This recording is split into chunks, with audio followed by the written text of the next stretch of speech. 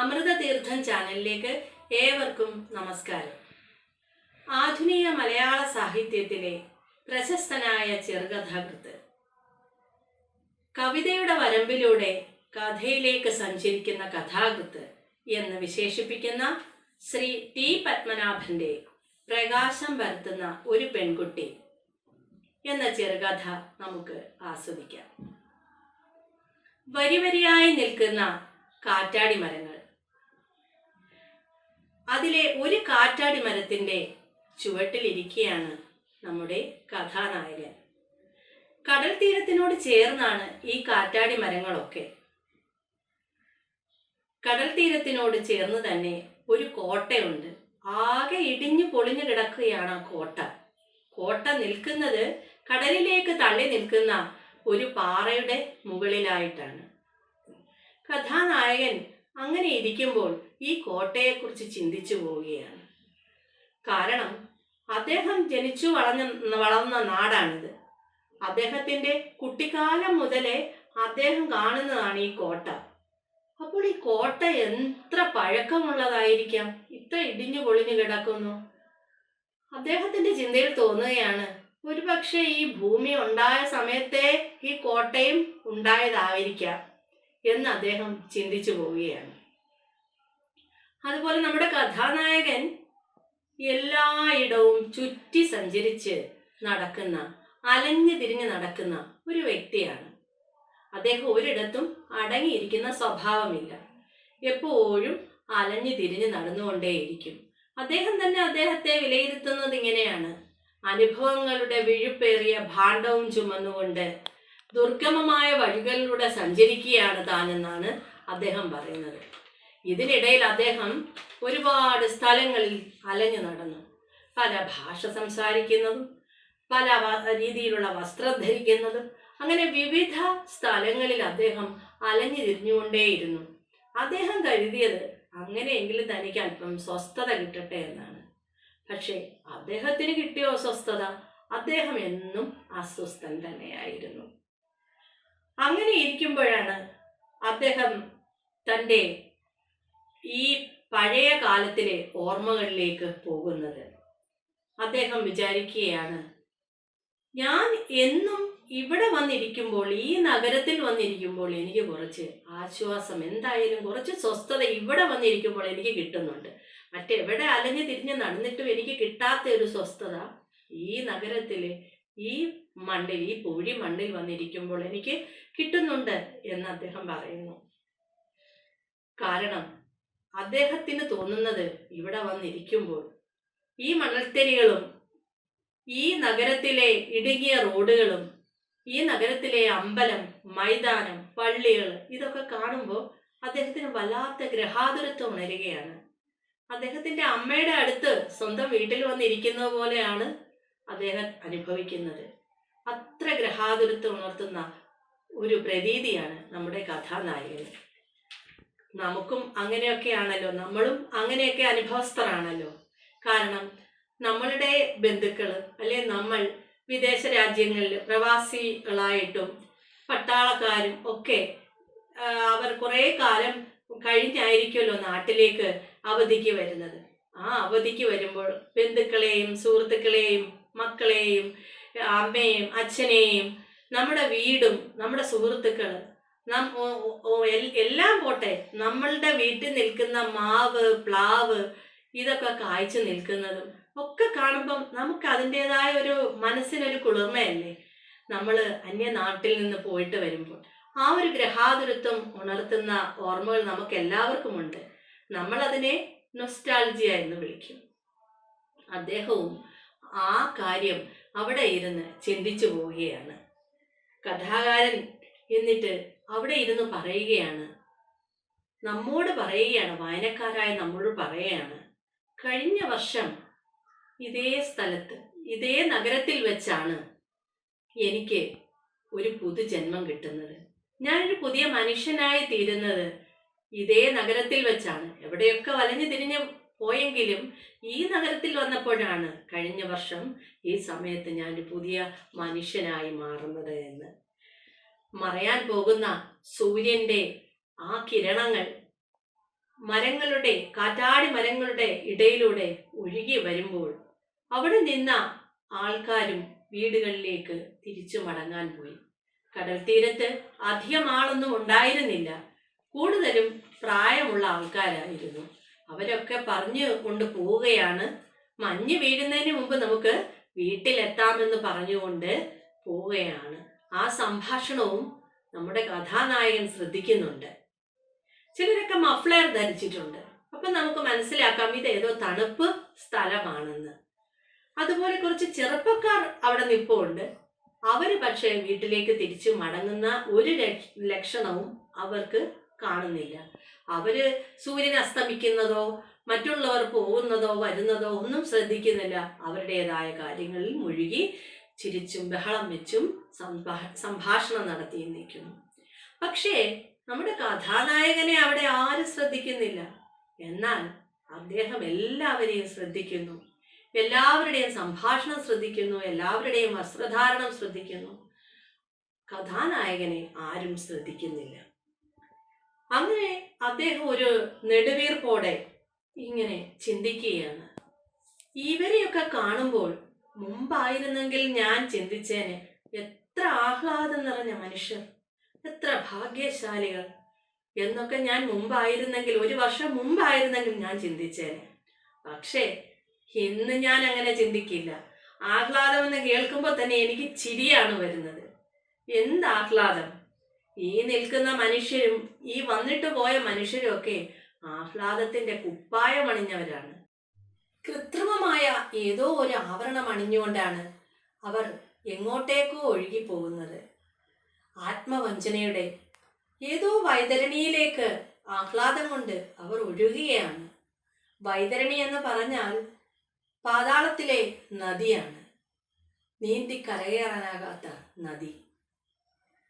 മനുഷ്യന്റെ കെട്ടുപിണഞ്ഞു കിടക്കുന്ന ബന്ധങ്ങളെക്കുറിച്ച് നമ്മുടെ കഥാകാരൻ ചിന്തിക്കുകയാണ്. പണ്ടായിരുന്നു ഞാൻ അങ്ങനെ ചിന്തിക്കുന്നതെങ്കിൽ ഒരു പക്ഷേ മനുഷ്യന്റെ ഈ ബന്ധങ്ങളുടെ, കെട്ടുപിണഞ്ഞു കിടക്കുന്ന ബന്ധങ്ങളുടെ കുരുക്ക് അഴിച്ചെടുക്കുവാൻ സാധിക്കുമായിരുന്നോ എന്ന് ഞാൻ ചിന്തിച്ചേനെ. ഇപ്പോൾ എനിക്ക് അതിനാവുമോ? ആകെ കഥാനായകൻ അസ്വസ്ഥനാകുന്നു. അദ്ദേഹം അസ്വസ്ഥനായപ്പോഴേക്കും എവിടെ നിന്നോ ഒരു പൊട്ടിച്ചിരി കേൾക്കുന്നു. തിരിഞ്ഞു നോക്കി. അദ്ദേഹം തിരിഞ്ഞു നോക്കുമ്പോൾ അതാ കാണുന്നു, ആ പ്രകാശം വരുത്തുന്ന പെൺകുട്ടി നടന്നു വരികയാണ്. പെൺകുട്ടിക്കൊപ്പം 2 ചെറിയ കുട്ടികളുമുണ്ട്. നമ്മുടെ കഥാനായകൻ എപ്പോൾ അസ്വസ്ഥനായാലും അദ്ദേഹം ഈ പ്രകാശം വരുത്തുന്ന പെൺകുട്ടിയുടെ സാമീപ്യം ആഗ്രഹിക്കുന്നു. ഉടൻ തന്നെ ആ പെൺകുട്ടി അദ്ദേഹത്തിന് അരികിൽ എത്തുന്നു. അദ്ദേഹത്തിന്റെ ഇരുട്ട് നിറഞ്ഞ ജീവിതത്തിൽ വെളിച്ചമേകാനായി ഒരു മിന്നൽ പിണർ പോലെ അദ്ദേഹത്തിനടുത്തേക്ക് ഈ പ്രകാശം വരുത്തുന്ന പെൺകുട്ടി നടന്നു വരികയാണ്. അദ്ദേഹം ഒരു മാത്ര ചിന്തിച്ചു, ഈ സന്ധ്യ മയങ്ങിയ നേരത്ത് പ്രാകൃതനായിരിക്കുന്ന എന്നെ കണ്ടാൽ അവൾ നോക്കുമോ, അവൾ എന്നെ കാണുമോ എന്നൊക്കെ അദ്ദേഹം ചിന്തിച്ചു. അദ്ദേഹം നോക്കിക്കൊണ്ടേയിരുന്നു അവളുടെ വരവ്. അവൾ ഒരു മൂളിപ്പാട്ടുമൊക്കെ പാടി പഴയതുപോലെ ആ ചെറിയ കുട്ടികളുമായി ചിരിച്ചും കളിച്ചും വരികയാണ്. അവളുടെ അനുജന്റെ കയ്യിൽ ഒരു ചരടിൽ തകരത്തിന്റെ വിമാനം കൊണ്ട് ആ കുട്ടി ആ ചരടിലിട്ട് കറക്കുന്നുണ്ടായിരുന്നു. പക്ഷേ നമ്മുടെ പ്രകാശം പരത്തുന്ന ആ പെൺകുട്ടിക്ക് കുറച്ച് മാറ്റമൊക്കെ സംഭവിച്ചിട്ടുണ്ട്. അവൾ പഴയതിലും കുറച്ചുകൂടി വളർന്നിട്ടുണ്ട്. അവളുടെ വസ്ത്രധാരണത്തിലും മാറ്റമുണ്ട്. പാവാടയ്ക്കൊപ്പം തന്നെ അവൾ റെയിൻബോ ജോർജറ്റിന്റെ ഒരു ധാവണിയാണ് ഉടുത്തിരിക്കുന്നത്. അതിസുന്ദരിയായി മാറിയിരിക്കുന്നു അവൾ. അവളുടെ മൂക്കുത്തി, വൈരമൂക്കുത്തി വെട്ടിത്തിളങ്ങുന്നു. അതുപോലെ തന്നെ അവളുടെ മുഖവും തിളങ്ങുകയാണ്. എത്ര നിഷ്കളങ്കമായ പെൺകുട്ടിയാണ്! അവളുടെ പുഞ്ചിരിക്കുന്ന മുഖം തന്നെ വല്ലാതെ ആകർഷിക്കുന്നു. അവൾ അടുത്തേക്ക് വരുന്നു. അദ്ദേഹത്തിന് ആകെ അസ്വസ്ഥനാവുന്നു. ഈ കുട്ടി എന്നെ ഒന്ന് നോക്കുവോ, ഒന്ന് പുഞ്ചിരിക്കുവോ? അവൾ അടുത്തടുത്ത് വരുന്നു. അദ്ദേഹത്തെ നോക്കുന്നു. അവൾ പുഞ്ചിരിക്കുന്നു, നടന്നകലുന്നു. ആ പെൺകുട്ടിയും ആ കൂടെ ഉണ്ടായിരുന്ന അനുജനും അനുജത്തിയും വളരെ സന്തോഷത്തോടുകൂടി കളിച്ചും ചിരിച്ചും പാട്ടുപാടിയും നടന്നകലുകയാണ്. നമ്മുടെ കഥാനായകൻ പെൺകുട്ടിയെ നോക്കി കണ്ണു മറയും വരെ നോക്കിയിരുന്നു. അദ്ദേഹത്തിന് എന്തെന്നില്ലാത്ത സന്തോഷം. എപ്പോൾ അസ്വസ്ഥനായാലും അടുത്തു വരുന്ന ആ പെൺകുട്ടിയെ മനസ്സിൽ ഓർത്ത് അദ്ദേഹം ഇങ്ങനെ കണ്ണുകൾ നിറഞ്ഞ്, അദ്ദേഹത്തിന് സങ്കടം കൊണ്ട് കണ്ണുകൾ നിറഞ്ഞൊഴുകി. അങ്ങനെ ഇരിക്കുമ്പോൾ അദ്ദേഹം ആദ്യമായി ആ കുട്ടിയെ കണ്ടുമുട്ടിയ കാര്യം ഓർക്കുകയാണ്. ആ ദിവസം ഓർക്കുകയാണ്. ആകെ അസ്വസ്ഥനായി അലഞ്ഞു നടക്കുന്ന കാലം. അദ്ദേഹം വിചാരിച്ചു, എൻ്റെ ഈ ജീവിതത്തിൽ ഇങ്ങനെ അലഞ്ഞു നടക്കുന്ന ഞാൻ എന്തിനാ? ഇനി എൻ്റെ ജീവിതം മുന്നോട്ട് എങ്ങനെയാണ്? ഒരു ദിവസം അദ്ദേഹം ഒരു തീരുമാനമെടുക്കുന്നു. അതിനിഗൂഢമായ ഒരു രഹസ്യവും മനസ്സിലേറ്റിക്കൊണ്ട് അദ്ദേഹം ഇറങ്ങുകയാണ് നഗരത്തിലേക്ക്. നഗരത്തിൻ്റെ ഇടുങ്ങിയ റോഡുകളിലൂടെ, ആ നഗരവീഥികളിലൂടെ അദ്ദേഹം നടക്കുന്നു.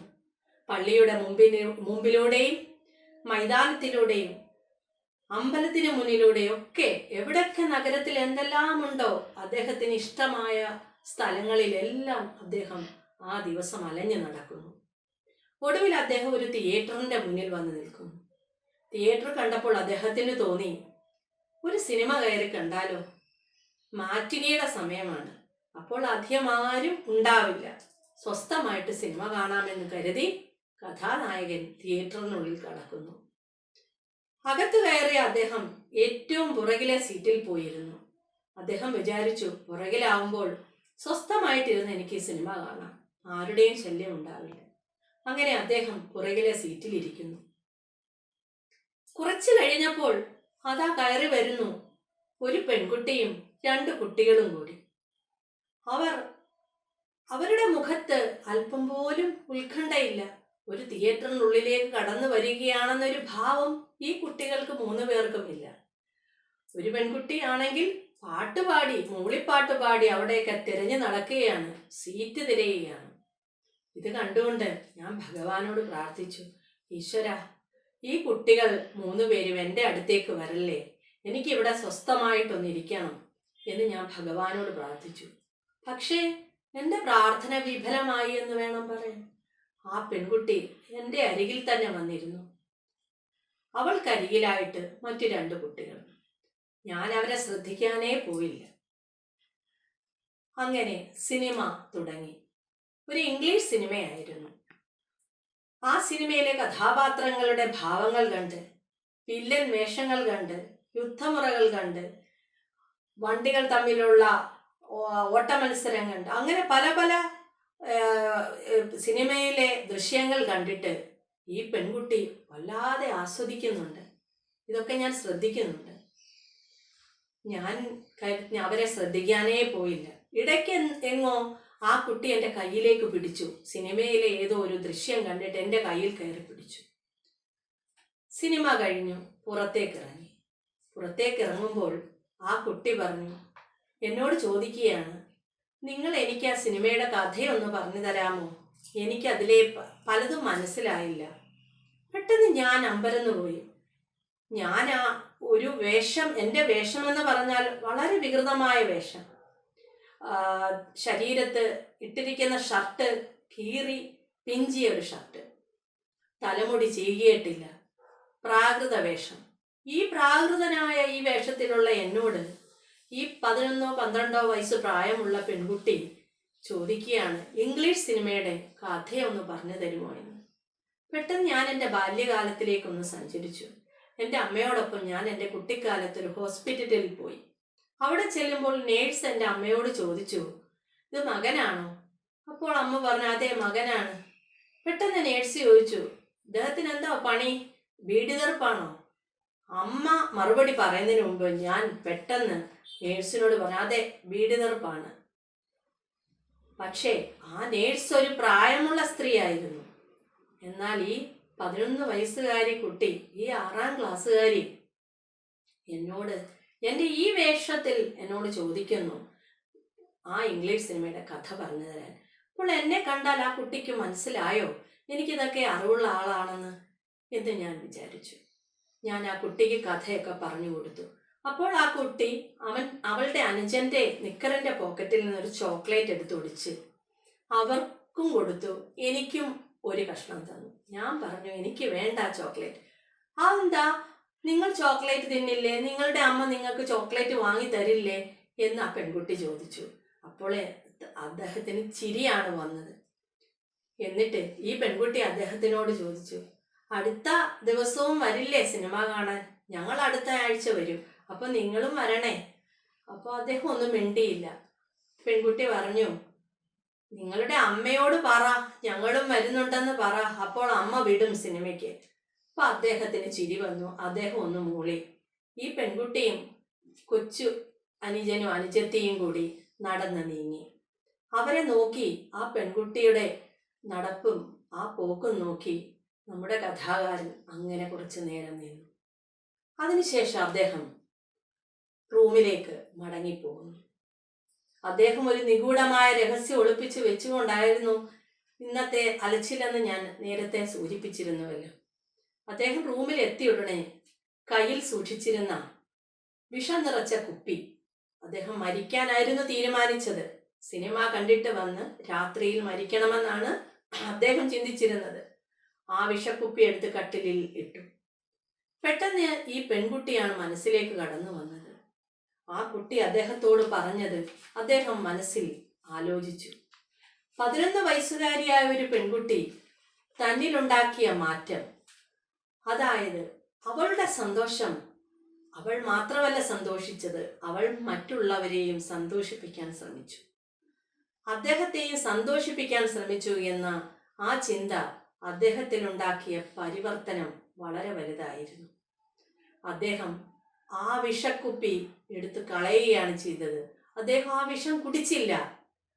അപ്പോൾ അദ്ദേഹം ചിന്തിച്ചു, നമുക്ക് സന്തോഷം തരാനും കൂടി മറ്റുള്ളവർക്ക് കഴിയണം. അവർ സന്തോഷിക്കുമ്പോൾ മറ്റുള്ളവർക്കും സന്തോഷം പകരാൻ കഴിഞ്ഞാൽ അത് വലിയൊരു അനുഗ്രഹമായിരിക്കുമെന്ന്. ഇപ്പോൾ 1 വർഷം കഴിഞ്ഞിരിക്കുന്നു. അദ്ദേഹം ചിന്തിക്കുകയാണ്, 1 വർഷക്കാലം കഴിഞ്ഞിരിക്കുന്നു. അദ്ദേഹത്തിന് ഇപ്പോൾ ആരെന്ത് പറഞ്ഞാലും ഒരു പ്രശ്നവുമില്ല.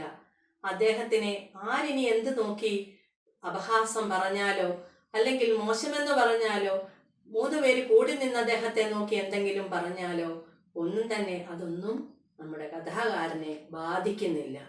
അങ്ങനെ ഒരു പരിവർത്തനത്തിലേക്ക് മാറ്റിയ ആ പ്രകാശം പരത്തുന്ന പെൺകുട്ടി അദ്ദേഹം അസ്വസ്ഥനാവുന്ന നിമിഷങ്ങളിലെല്ലാം ഒരു ദേവതയെ പോലെ അദ്ദേഹത്തിന്റെ അടുത്ത് പ്രത്യക്ഷപ്പെടുന്നു.